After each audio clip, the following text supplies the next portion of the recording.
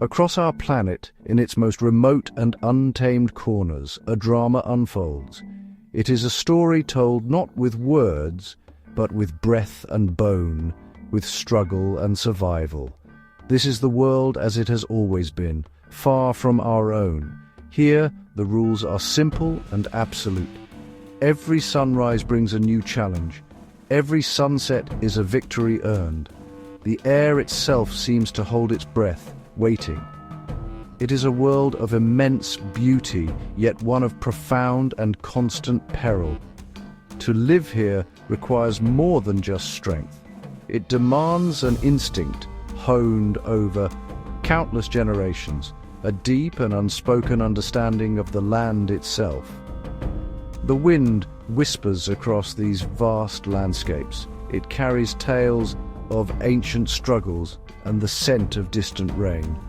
It is a constant presence, a narrator in this silent play. You can almost feel it on your skin, the chill of the high mountains, or the warm breath of the plains. Water too plays its part. It carves the canyons, nourishes the forests, and presents its own formidable barriers.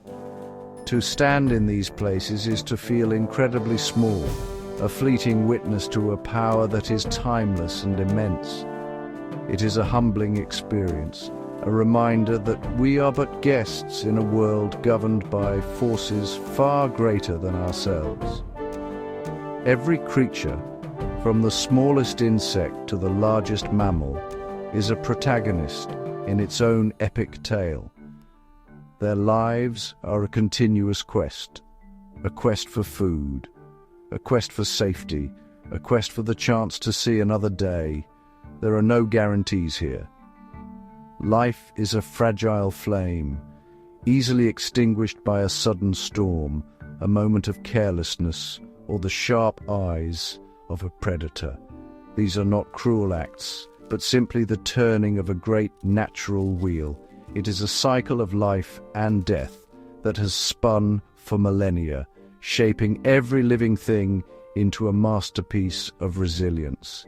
Here, in these wild theaters, we will witness these stories.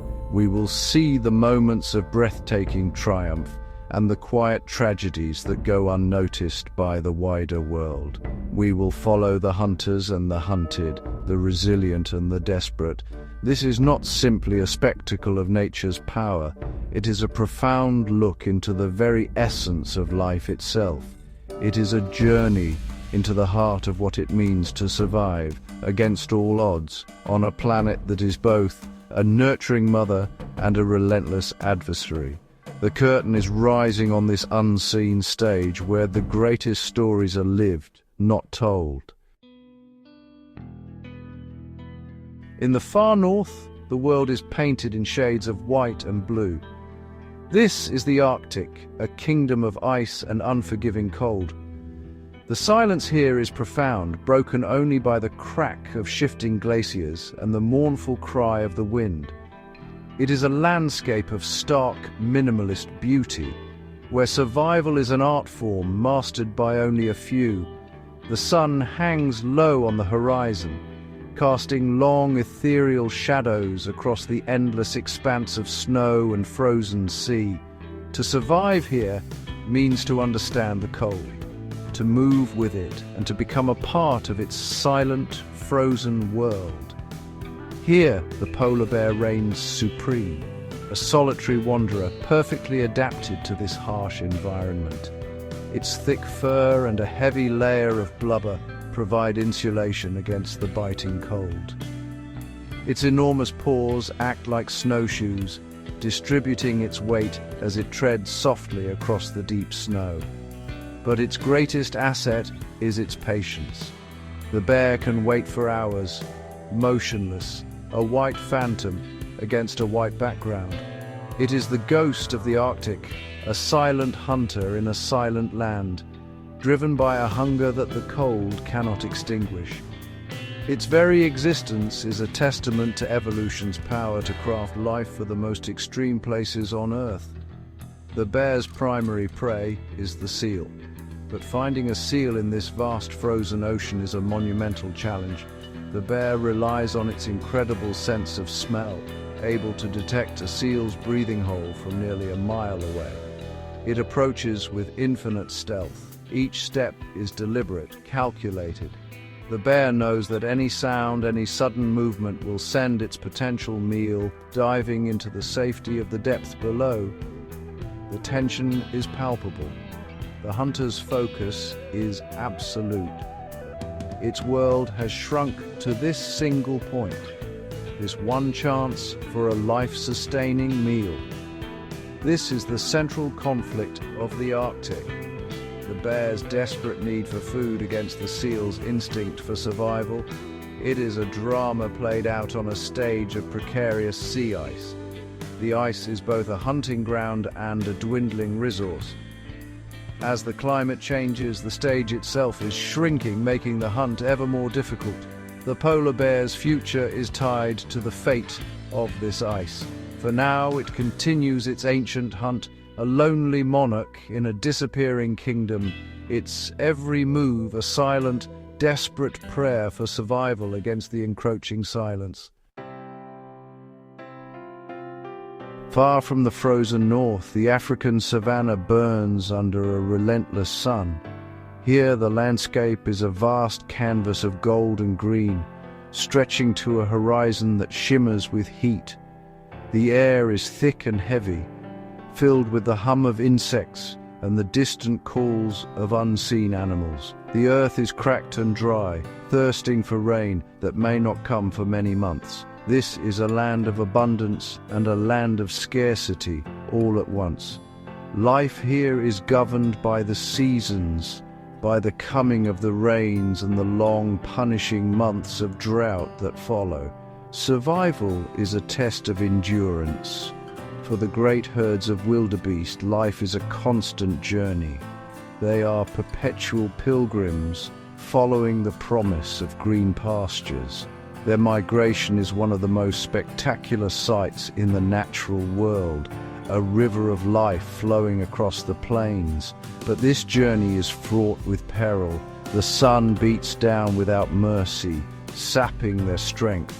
Water is scarce, and the search for it is a desperate daily struggle. The young and the old are the most vulnerable, their energy fading with every step under the oppressive heat. The herd moves as one, a single entity driven by a collective, primal need to find water and grass. The destination is often a river, a lifeline in this parched land. But the river is also a place of great danger. As the thirsty herds gather on the banks, a sense of unease ripples through them. They can smell the water, see its life-giving shimmer, yet they hesitate. They know that predators lurk beneath the surface. The tension builds as the pressure from the animals behind pushes them forward. The need to drink, to quench a desperate thirst, battles with the deep, instinctual fear of what lies in wait.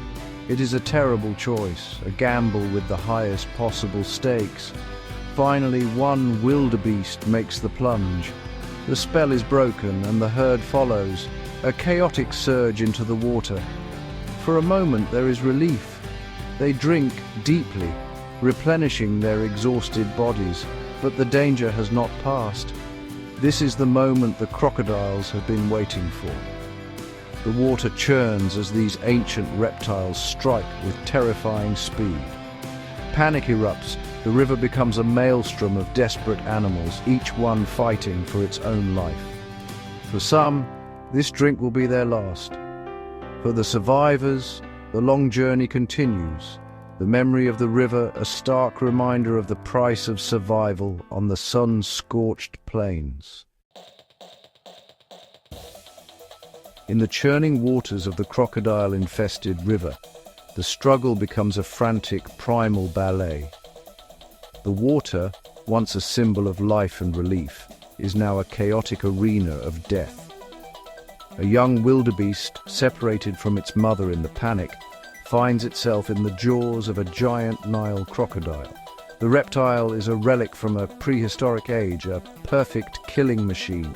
Its power is immense, its grip inescapable. The young animal struggles, its cries lost in the thunder of hooves and splashing water.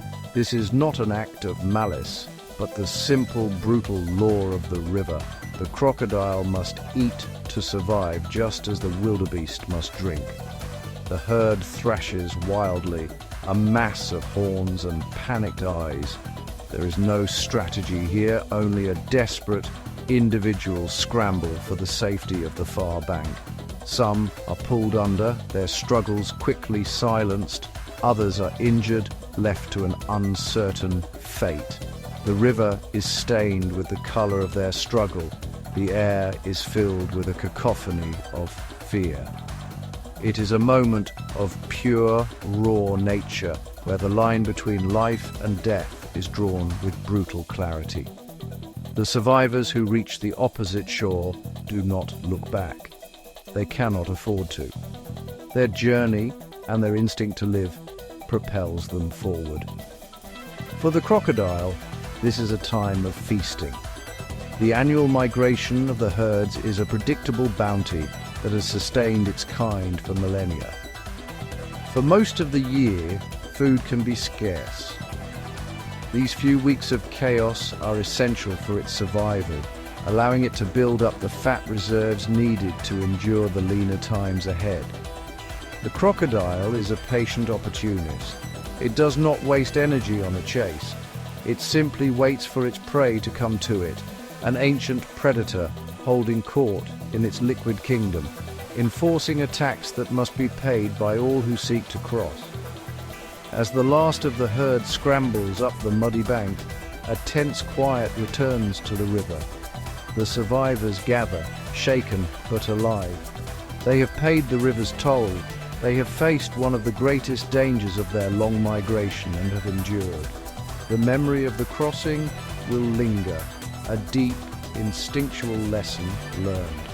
They will drink again, but with a greater caution. They will continue their endless search for grass, their bodies replenished, but their numbers slightly smaller. This is the unwritten contract of the savannah. For the many to live, some must fall. The dance with death is over, for now. Beyond the treacherous river, the herds find their reward, vast plains of fresh green grass. The rains have been here and the land is, reborn. This is the paradise they have journeyed so far to find. For a time, the struggle for survival eases. There is food in abundance, and the immediate, desperate thirst is gone. The young calves can regain their strength, and the herd can rest. The wind moves through the tall grasses, making a sound like a soft whisper. It seems to be a whisper of peace, a promise of safety. But here, on the savannah, safety is only ever an illusion. Hidden within these whispering grasses, another hunter is watching. The lioness lies low, her tawny coat a perfect camouflage against the sun-bleached landscape. She is the embodiment of patient power. Her muscles are coiled, ready to explode into action. She is not hunting for herself alone. Back in the shade of an acacia tree, her cubs are waiting. Their survival depends entirely on her skill, her cunning, and her success. Her gaze is fixed on the herd, scanning for any sign of weakness, any individual that strays too far from the safety of the group. The whispering grasses that offer life to the grazers also provide the perfect cover for their deadliest predator. She begins her stalk. Her movements are slow, deliberate, and almost imperceptible. She uses every dip in the terrain, every clump of vegetation, to conceal her approach. She moves like a shadow, her paws making no sound on the soft earth. The herd grazes, unaware of the danger that draws nearer with every passing moment.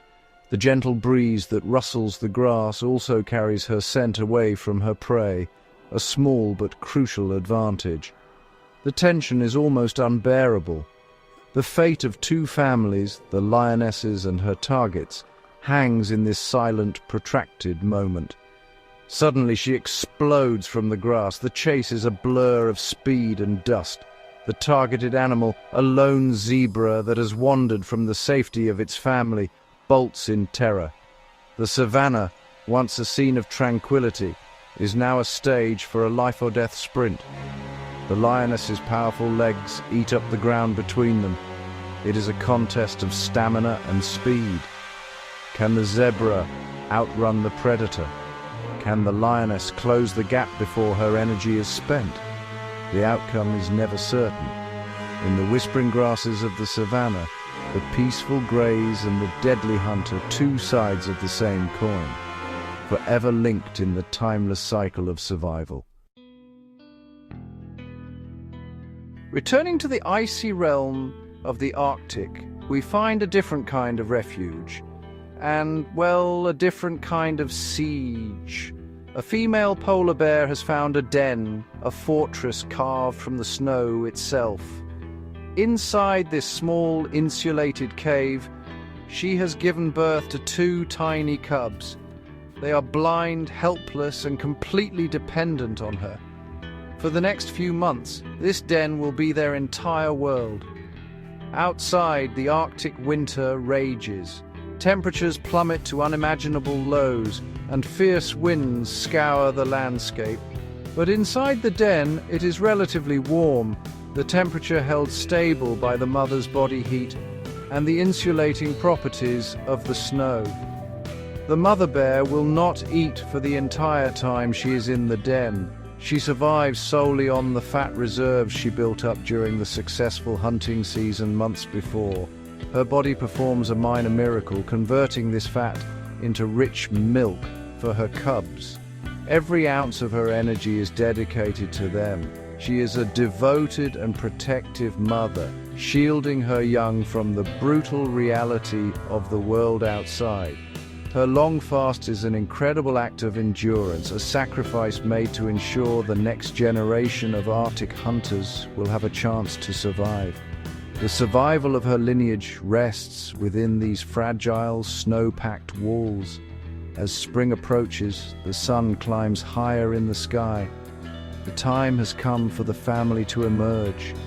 The cubs, now larger and more robust, blink in the bright light, seeing the vast white world for the first time.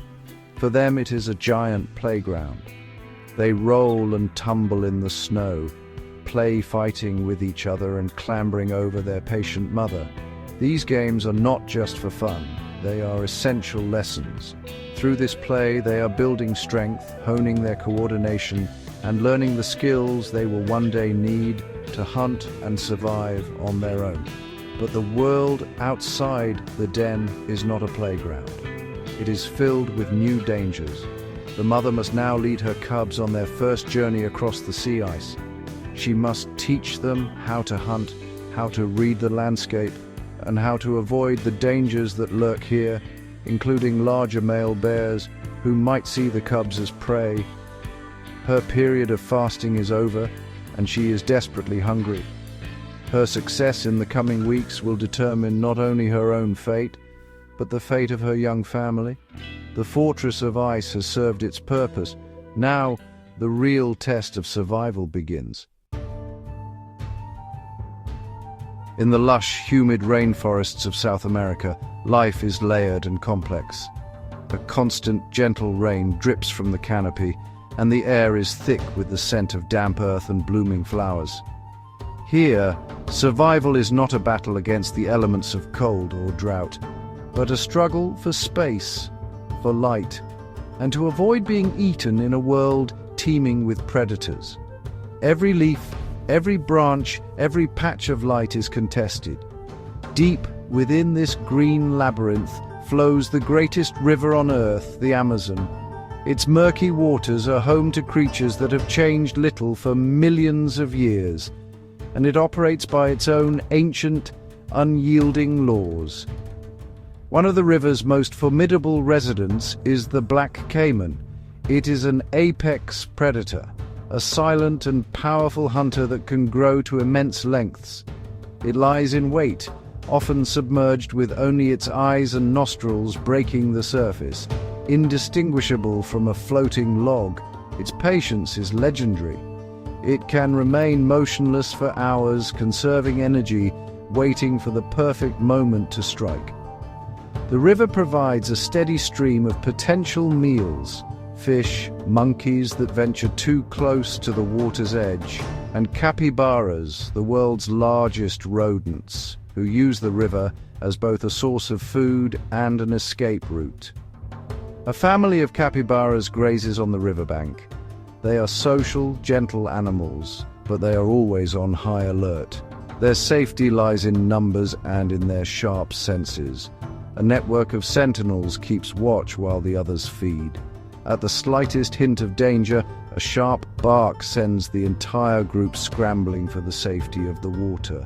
The water is their refuge from land-based predators like the jaguar, but by entering the river they are trading one danger for another. They are entering the domain of the caiman, and they know it. It is a calculated risk they must take every single day. Today the risk does not pay off. As the capybaras swim across a narrow channel the caiman strikes. The attack is a terrifying explosion of water and power. A young capybara is seized in the caiman's immense jaws. There is no escape. The ancient law of the river has been enforced. The caiman has its meal, securing its survival for another week. The rest of the capybara family reaches the far bank, their numbers reduced by one. They will continue to graze, they will continue to be vigilant, and they will continue to use the river, forever bound to the risks and rewards of their rainforest home.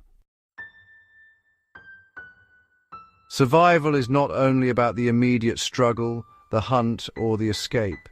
It is also about the future. It is about passing on one's genes to the next generation.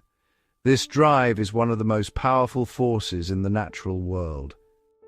In the misty mountains of Central Africa, a family of mountain gorillas forages for food. They are led by a huge silverback, a dominant male whose sheer size and strength command respect. His primary role is not just to find food, but to protect his family from any and all threats, ensuring the safety of the females and their young. The silverback is a vigilant guardian. He is constantly aware of his surroundings, listening for the snap of a twig that might signal a rival male or the scent of a leopard on the wind. His family's complete trust is placed in him. While he keeps watch, the others can relax, feed and play. The young gorillas chase each other through the dense vegetation, learning the social rules of the group and building the strength they will need as adults. The silverback's presence creates a bubble of security in a world that can be dangerous. His calm demeanor belies a constant state of readiness to defend his family to the death. This instinct to protect the next generation is universal. We see it in the emperor penguin of Antarctica, who endures the planet's harshest winter to incubate a single precious egg. Standing for 2 months in darkness and blizzards without food, the male penguin shields his future chick from lethal temperatures. He is driven by an instinct so powerful that it overrides his own survival needs. He is a living incubator, a testament to the incredible sacrifices parents in the animal kingdom will make to ensure their offspring have a chance at life. From the gorilla's watchful protection to the penguin's selfless endurance, this instinct for tomorrow is the thread that connects all life. It is the force that pushes a salmon to swim upstream against impossible currents to reach its spawning ground, and the drive that compels a sea turtle to cross an entire ocean to lay her eggs on the same beach where she was born. It is a promise made to the future, a deep and powerful commitment to the continuation of life. This is perhaps the most profound struggle of all, not just to survive the day, but to ensure that life itself endures for all the days to come. From the frozen plains of the Arctic to the sun-drenched savanna and the deep, humid rainforest, the story is the same. It is a story of resilience, of adaptation, and of an unyielding will to live. Every creature we have witnessed is a marvel of evolution, perfectly sculpted by the pressures of its environment. The polar bear's stealth, the wildebeest's endurance, the lioness's power, and the gorilla's devotion are all different answers to the same fundamental question: how to survive in a world that is at once beautiful and brutal. These are not isolated dramas. They are all interconnected parts of a vast global ecosystem. The health of the sea ice affects the polar bear, which in turn affects the seal population. The timing of the rains on the savanna dictates the success of both the migrating herds and the predators that depend on them. Every life and every death sends ripples through this intricate web. To watch these struggles is to gain a deeper understanding of the delicate balance that sustains all life on our planet, a balance that is both incredibly robust and frighteningly fragile. Standing in these wild places, feeling the wind and hearing the silence, one cannot help but feel a sense of profound respect. Respect for the sheer toughness of these animals, for their instinct and their intelligence. There is a raw honesty to their existence.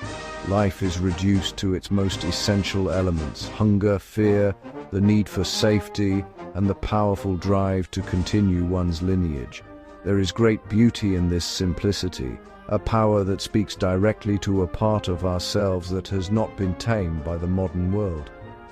It is a connection to a world that we are a part of, yet have become so distant from. The heartbeat of the wild endures, in the silent footfall of the hunter, in the desperate flight of the prey, in the quiet care of a mother for her young. That pulse continues. It is a rhythm that has beaten for eons, and, with our care and respect, will continue for eons to come. These stories of survival are not just tales of distant animals in faraway lands. They are a mirror reflecting the tenacity and the preciousness of life itself. They remind us of the enduring power of nature and our shared responsibility to protect these magnificent theatres of life, so that their stories may continue long after we have gone.